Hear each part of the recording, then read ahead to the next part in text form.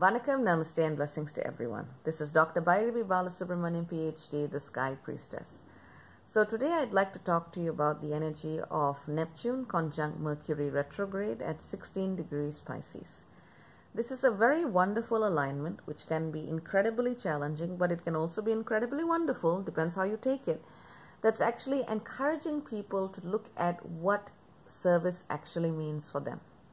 Now, when we talk about a spiritual path or a spiritual calling or stuff like the highest good, when we use human words like that, what we're trying to do is we're actually trying to express a very, very complex divine energy signature.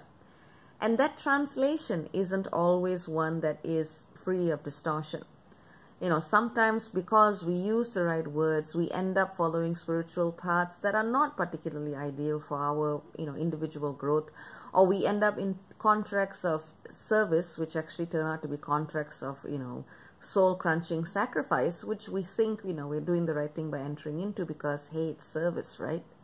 And the words get thrown around so often and so uncritically and without thought and without resonance that a lot of people actually find themselves stuck in arrangements which are not benefiting themselves or the people that they originally set out to help and benefit.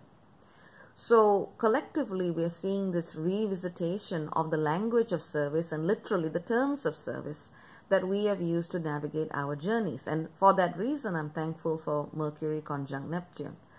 Is it an easy alignment to navigate? No, because it makes you look at the areas in which your most cherished words and values may not be aligning with your deeper spirit. And if that is the case, that can be a very painful realization.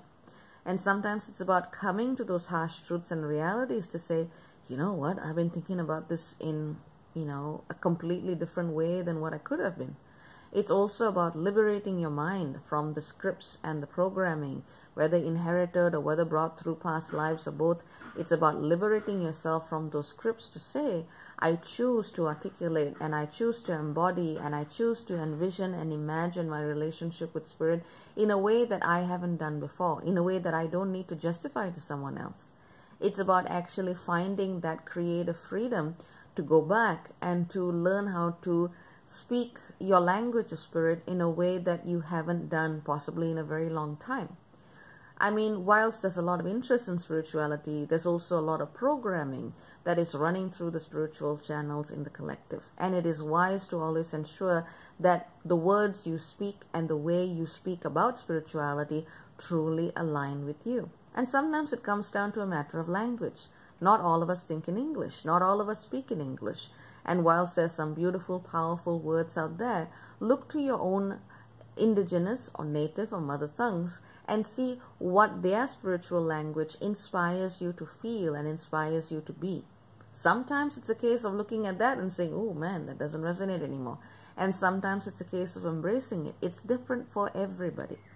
In the past few days, especially in my own individual work with loved ones, with clients, I've been looking at where almost a false programming or a false construct of spirituality kind of gets, you can say it's implanted or introduced or just kind of manifests itself in people that kind of gets them to see things in a very distorted way. And it's been all about doing that deprogramming work the past few days. And it's very noble work and it's very rewarding work. And it really just helps you open your own eyes to see how you can have been limited by experiences, people, even well-meaning people who may have just taken you away from the core of a particular essence of thing.